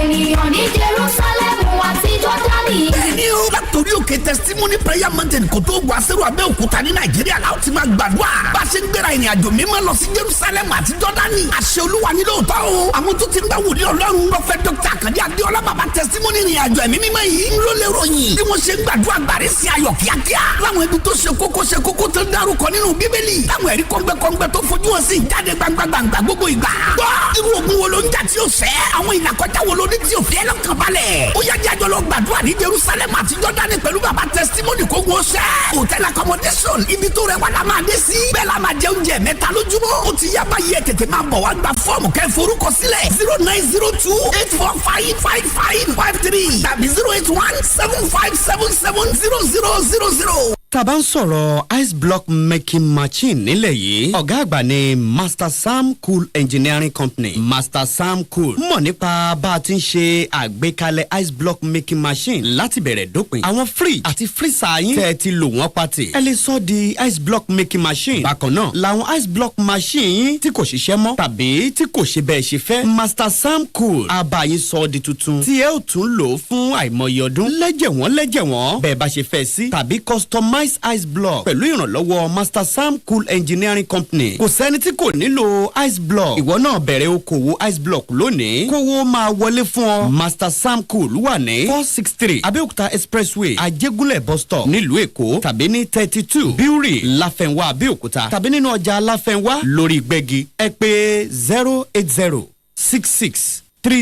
08066303532 lẹ́ẹ̀kan sí 08066303532.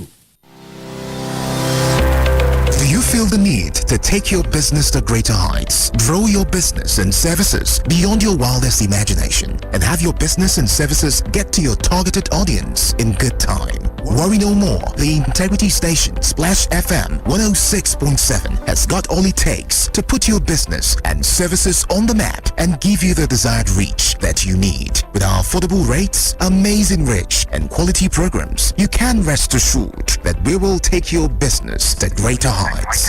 Do business with us today. For inquiries and advert placements, outdoor coverage, events, and many more, contact us via telephone on 0811-249-0577 or visit our corporate office, Kilometer 1, MKO Abiola Way, Abetu Junction, Abeokuta, Ogun State. Splash FM 106.7, Abeokuta, the Integrity Station. We always have you covered. Secure your future at West Midlands Open University, WMOU. Are you an artisan, civil servant, market trader, businessman and woman, or fresh secondary school leaver? WMOU offers an affordable university education tailored just for you. With flexible installment payments, no jam requirement, and lectures received online in the comfort of your home. Getting a degree has never been easier. Enroll with your secondary school certificate, O-level or A-level result, OND, NCE, A-level, IJMB, JUPEP, or convert your HND to a BSc. Choose from diverse courses like Information System, Computer Science, Data Science, Cybersecurity, Business Administration, Finance, Marketing, Economics, Accounting, HR Management, and other innovative courses such as BSc Politics, Philosophy and Economics, Mass Communication, Sociology, Office Information Management, and BEd Educational Management. Visit us at number 1 Oba Akran Avenue Road, Ikeja, Lagos State, or in Ibadan at Splash FM Media Academy Building, Felele, in Abeokuta. Find us at DOTS ICT Institute of Technology Building, 52 Ijema Gbadu Road. For more details, visit www.westmidlands.university or call 0704 700 0167. WMOU is licensed by the Nigerian University Commission, NUC. West Midlands Open University. Possibilities beyond imagination. Panorama. Panorama. Panorama. Panorama. Panorama. Panorama on Splash 106.7 FM.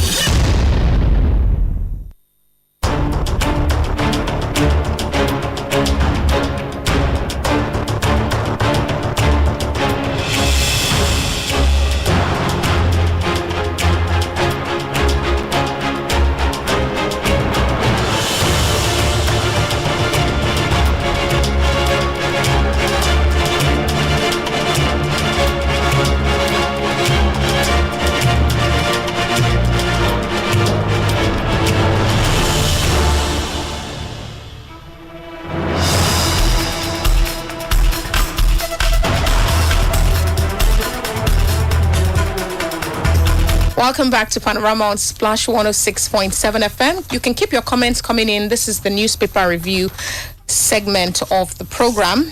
And some more interesting stories in the pages of the newspaper. Minister says federal government boosts power generation by 2,000 megawatts in 2 years. Minister of Power, Adebayo Adelabu, said yesterday that it took Nigeria nearly 40 years to increase its power generation from 2,000 megawatts in 1984 to 4,000 megawatts by 2022. He said this feat had been achieved in less than 2 years of the present administration, and that the country has experienced a remarkable surge in power generation to an impressive 6,003 megawatts by the present government.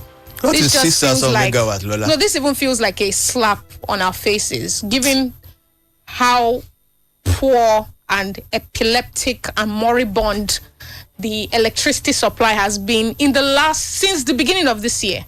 The guy is just trying to, the minister, so many people don't let me call him the guy. The honorable minister is just trying to boost his ego to show to the president and the people to know that I'm doing something. We what have has achieved your electricity supply been like? If there's any word that can use more than worst or terrible, it's abysmal. So then how would you what is it? If you give me 1 hour, 2 hours, 3 hours, even if you give me 6 hours electricity, what does it say? It's a shamble. They are not doing anything as far as I'm concerned. Why should I be begging them to provide what I'm going to pay for? So why should we then celebrate 6,003 megawatts? That's what I'm telling you. That what is 6,000 megawatts? 6,000 megawatts is not more than what Lagos alone can use. Yes. Ask the expert. What is 6,000 megawatts that he's celebrating? The other time, look, electricity is too powerful to be toyed with. They can do it. Why they are not doing it, I don't know. They have different sources that you can generate electricity. Now, he's talking of 6,000 generation, perhaps. What about the transmission distribution? Is the 6,000 megawatts getting to the homestead? When the transmission lines that we have been using are dilapidated, how do you distribute to the people? If you don't have what you call this digital meter, you are on your own. That is why they will have prepared for us to continue using the old black jackal meter that they will do continuously estimated billing because they want to cheat you. That is the truth. What is 6,000 megawatts when some countries are producing in hundreds and you are celebrating it as if, oh, I've done something? They have done nothing. Let them query me, say I said they have done nothing because it doesn't give you what you are expecting. It's affecting the whole of industry. It's affecting businesses. It's affecting people that are supposed to live on electricity to do business. Electricity and fuel, they are very, very important in industrialization. Well, it's important to celebrate. But if they want to celebrate it, good luck. Let them celebrate it. But make sure you provide this meter for the people such that you will not cheat them. Give them digital meter that they will pay for what they are using or they are consuming, such that you will not give them over unnecessary estimated billing. You will not say, oh, I give them a transformer there, I've metered the transformer, they have consumed this, so they have to pay this. Even those who did not use more than enough, you distribute it on them. It's not fair on the consumers. What you have to do is provide the digital meters. If you provide only 1,000 megawatts, you will get the money only for the 1,000 megawatts. Let's see how you will survive. We cannot be suffering and you want to be collecting money from us to do what? And most of these things have been privatized. Why is government struggling above board to continue to sustain them? Let them provide more generated electricity. Let them fix the transmission line. Let the distribution be effective. And let's see how far we can go. It's not fair that you continue touting figures, telling we have done this. Tomorrow they will say snake entered somewhere and the battery is down. They will say the power line is down. A lot of challenges, no doubt about that. But the people are not happy. Don't let's deceive ourselves. I've not seen the significant improvement in electricity supply so far. And the industrialists are groaning because they have to power their diesel generators. And you know how much diesel costs now. That is what we are saying. What do you expect at the end of the day? The cost of production will be shifted on the average consumer to bear. And how much are they collecting as salary? How much is the cost of transportation? How much is the cost, the inflation on the food? How much are they paying on health, on their student school fees, and every other thing? Lola, give me a break. Let's go to another topic. Well, there are many who would be insulted by this claim that we've improved our power generation and gotten a remarkable surge in power generation to an impressive 6,003 megawatts as quoted here, because they are not seeing it and they are not enjoying this boost in electricity supply in their area. In the Abiola Way axis where we are situated here, I can say that we haven't gotten, since the year began, we haven't gotten more than 3 hours of electricity in a day. You can only get what you have, what they have. You can't get it. For approaching 4 months now. And that's what the electricity supply has been like. And this is in spite of the fact that the power minister keeps, boasting about us reaching record level, power generation. But what's the point of that if people are not getting it? That's what we're saying.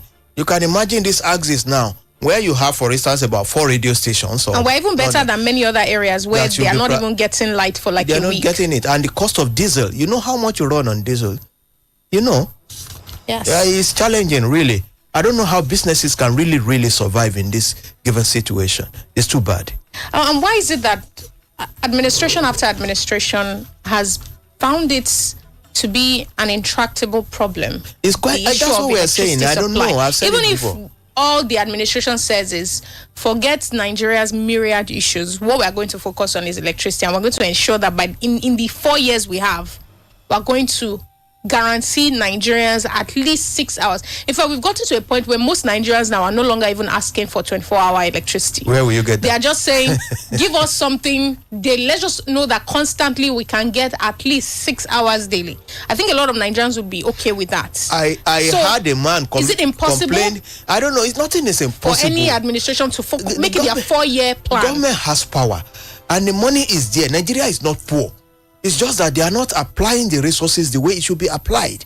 And there are so many vested interests that are like parasites in Nigeria who are parading themselves in the corridors of power that may not want things to be easy for the people because of their own pecuniary gains. It's unfortunate. I heard a man on radio the other time. He said the little light they are enjoying in their area, they bring it at night. And he is right there in the morning to afternoon. He said he's in his workshop now. He couldn't get electricity to work. And he has to pay for this, pay for that. The tax people will come. They say, you are doing this place, you have to pay. Where does he get money to do it from? It's a complex situation. And I wonder why it is so difficult for any government that comes to power to say, I will do this thing. Bola Ige tried. He went down at the end of the day. You see, perhaps maybe it will take somebody that wants to commit class suicide. Everyone was hopeful about Fashola's appointment as Minister of Power then, but it amounted to nothing. It's just unfortunate. That's why I said there are too many vested interests. It's like you take 1 step forward, 5 steps backward.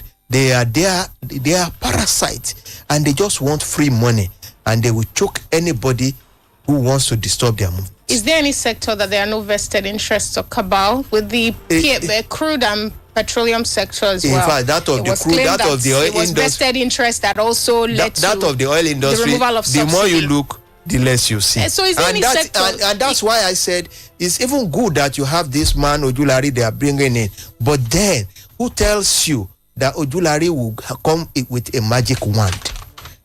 Who says that the structures in place, the system in place, will not drown him? What I'm saying is that when we bring up this claim of cabals or vested interests, cabals are everywhere. Exactly, but is it not just us letting them off with an excuse?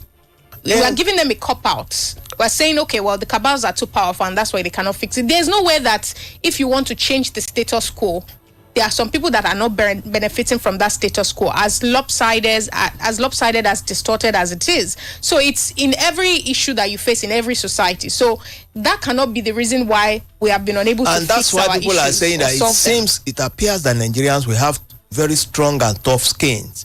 We will always adjust to wherever they push us. And I've said it severally before. If there's a concrete wall behind you here and you are pushing Nigerians, pushing him, if he's able to enter that wall, he will be pushing the wall to find a way of entering. Instead of facing back to face whoever is pushing him, to tell him enough of this pushing.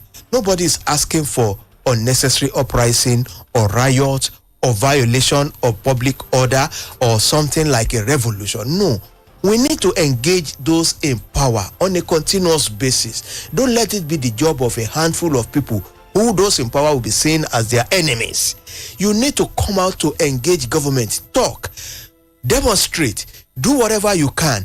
Let them know that you were the ones that wears the shoes, that knows where it pinches the most. Let them do the needful in your interest. They are not in power, be it at the federal, state, or local government. They are not there on their own. They are there for your purpose. It's a two-way traffic. They are supposed to answer to your calls. They are supposed to do things that will make the country comfortable. That's why people always talk about dividends of democracy. But when you don't have anything to show for it, and those who are in government start growing belly and they tell you to be sacrificing, and you cannot ask them, for how long do we have to sacrifice? And your belt, you are pinching extra holes. By the time it gets to the skeleton level, hope you will not drop dead, and they are still growing fat in all corners of the economy, in the education sector, in the oil sector, electricity sector, the industries, commercialization, everywhere. The parasites are there, and they are on fallacy. They don't care about you. You need to challenge them.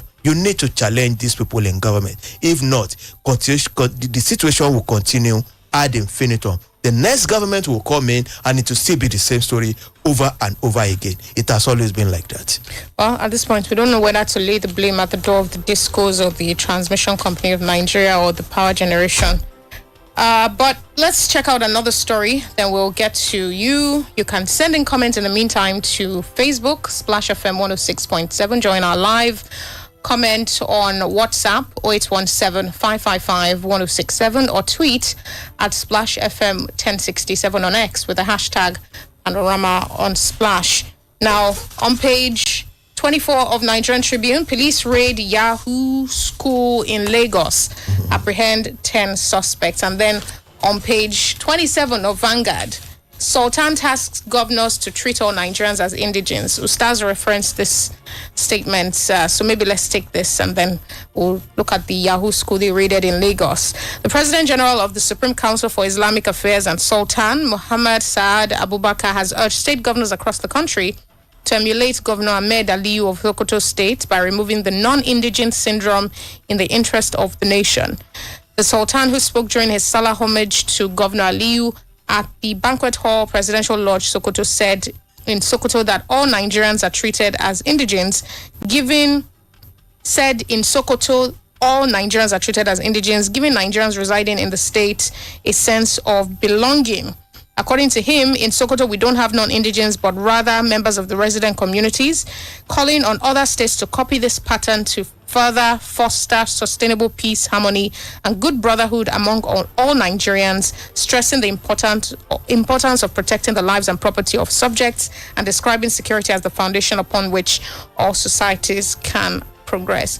Ustaz said that this message was insensitive, and tone deaf, given that Nigerians are currently dealing with fear of being invaded by herders who are mostly Fulani, who are often said to carry out acts of banditry or violence. But what do you think? I said at the initial stage that the level of mistrust is so high in Nigeria of today that I doubt if what the Sultan is saying will easily work out, because things have gone almost beyond redemption. Of course, we are first and foremost Hausa, Yoruba, Igbo, Isekiri, Efik, and all the rest like that. Before we are together by amalgamation, we were made to become Nigerian. And we have to adhere and respect the fact that we are Nigerians as well, without any form of jeopardy. So when you are a Nigerian, you are a Nigerian. But that does not preclude the fact that you come from a particular background before assuming the status of Nigerian. And you cannot erode that from our heart and our mind. We can only try to work together to make sure that the Nigerianness in us remains supreme. But where there are rooms for doubts as to whether you are a Nigerian, because you can be anywhere at any time in Nigeria as a citizen, you are forced, you are in Nigeria. But if you don't conduct yourself, if by virtue of some other variables, you are unable to prove that you are Nigerian, those who are hosting you will continue to doubt if you really want to be a Nigerian, because it appears you are not following the tradition of where you find yourself in Nigeria. Okay. But, well, someone has a question for you on WhatsApp. Sanitarian Akiola Luarotimi says, I want to ask your guest, as we're in darkness for months, what is the role of the Minister of Power? In his mind, he's working, right? How I wish what happened to Mele Kyari can happen to him too. It's too sad. He's working. He has told us he has extra 2,000 megawatts. He's pushing it to those who employed him. That is the presidency that have given this, have justified this for the office you placed me. So that is it. What can we do?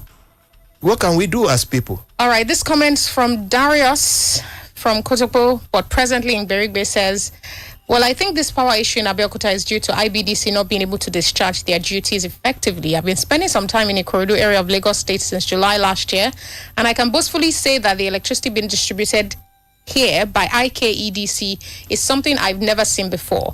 The customers on 11 kVA enjoy light from 10 a.m. to 4 p.m. and 10 p.m. to 4 a.m. daily, while the 33 kVA customers enjoy almost 23 hours of supply every day. So this makes me wonder, anytime I go back to my area in Obadaoko of Abeokuta, where we are supposedly on band A or B, and we can't even boast of 4 hours daily. I think IBDC is the problem. I think the IBDC people, I'm sure I've heard them severally on this your station. They should be able to explain why it is so comparatively. And they have a way of defending themselves, but it's quite unfortunate. Okay, let's open phone lines. 0705 050 1067, 0817 444 1067. Those are the numbers to call to be a part of the newspaper review segment of the program. Back to WhatsApp, Adoragbemi says the state of tertiary institutions is nothing to write home about compared to civilized countries. Currently, we have high brain drain in tertiary schools. Many lecturers have jackpot abroad for better conditions of living. I'll be back for the rest of her comment after this break, or his comment. Hello. Good morning.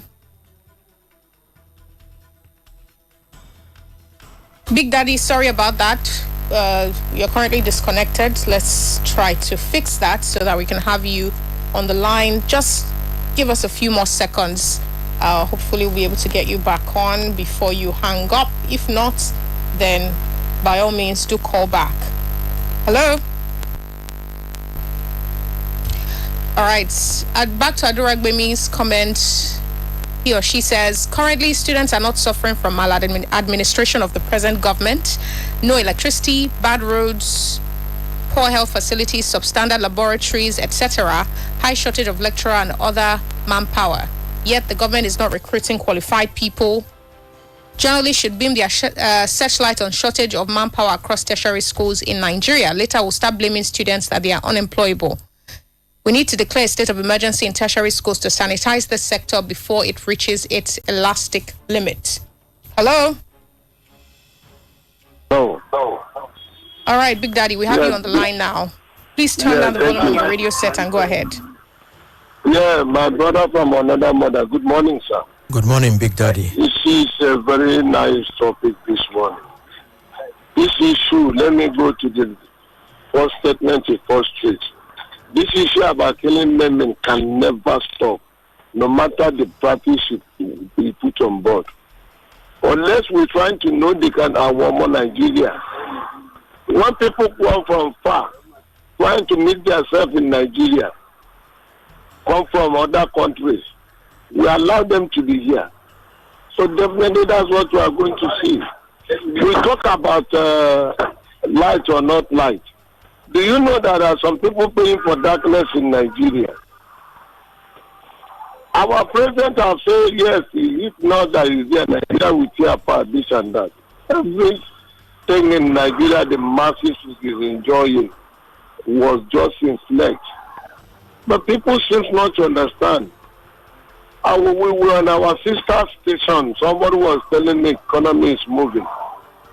I want to know the meaning that the economy is moving in Nigeria. This moment we find ourselves. Okay. Everything stands still. Thank you. Thank you for your contribution.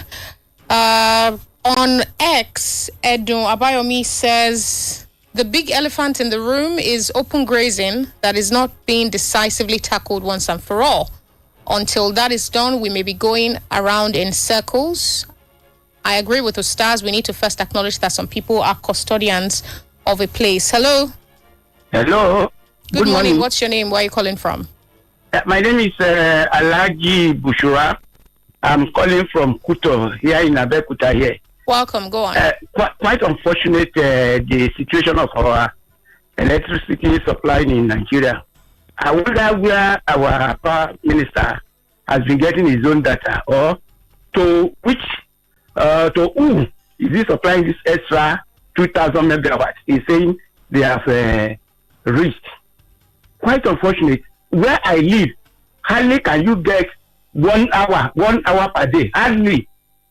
And I live in Lafaru, near Kuto. Hardly can you get 1 hour. It appears that we have even been abandoned. Because at times you stay 3, 4, 5 days without light coming just for 2 minutes. And yet, every month, this month, I'm expecting by 8, 9, 10, they bring their bill. Every month, they bring bill. Even if you have the so-called prepaid, if you load your prepaid meter, until when you get this electricity, before you can have light in your house, I think the so-called IBDC, they are incompetent. There is no any other word. Don't let us sugarcoat this matter.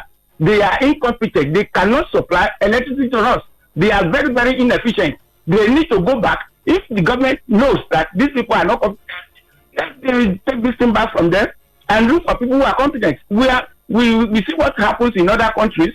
What does it take to provide electricity? Now you are talking economy is improving. In what way can the economy improve? When there is no manufacturing, like your guest said, the manufacturing, they are suffering. Okay, it is not easy. It is not easy to run on diesel. It's not easy. So let them see what they can do to improve their supply. All right, infrastructure. They are not investing in it. We buy cable. We buy our transformer. We are the ones to fix it. Thank you. Appreciate it. All right. Well, I'm sure. Obviously angry, and he deserves to be so. He should be because you should live life that is comfortable. You don't have to be suffering in a situation that does not deserve to suffer in. You have to provide these facilities. That is the essence of governance and business. As I said, it does seem like a mockery to those of us who are not enjoying the dividends of this 6,000 megawatts. It's quite hear unfortunate. That Nigeria is recording 6,000 megawatts. What's the point of announcing that if we're not seeing it? It's just consolidating its base. That's just that. Nothing. Right. It's not for us. It's for its employers. Well, let me race through some of the comments in the little time we have left. Yunus Unique Adebayo says, our major problem at times are not the ministers in charge, but the president and director of some agencies. Why can't Tinubu sack Adelabu due to his incompetence? But he doesn't because he's tribalistic and he needs the vote of Oyo people come 2027. When political agenda dominates good governance, that's the result. Kiari's termination is a good one, but why must he be replaced with a Yoruba man? We need true federal character. Other regions are Nigerians too. Sanitarian Akinola Luarotimi said, we, the Ikpokia Youth Forum, are using this medium to tell our president to help us lift the ban of the kilometers at which petrol will get to Ikpokia local government. It is not a sin that we are from the border area. We have not set our eyes on electricity now for God knows how many years. Bidemi from Olomore says, your analysis has been really educative this morning. Electricity. Now we have light for a few hours between 12 midnight and 6 a.m. For this reason, I stopped subscribing to digital television. If everyone should stop their subscription, what happens to the workers in that sector? QS Ayoade Shoronke has a long comment I cannot read as we're all out of time, but he says it's a shame that the so-called giant of Africa is celebrating 6,000 megawatts when South Africa is working seriously to improve her 60,000 megawatts. Ghana here within our sub-region celebrated uninterrupted power supply, and a good number of our companies moved there, which is an economic loss to us as a nation.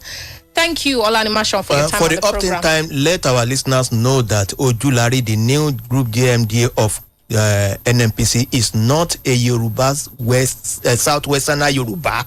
He's a northerner. He comes from northern hemisphere, middle belt, Kwara. Okay. So that is their zone. And Kiari is also from the north. So the thing still stays in the north. So stop calling him a Yoruba. Right. When it is politics, we don't have they are not. Masha. But when it is this type of a thing, they call them Yoruba. Thank you. Thank you, Anto.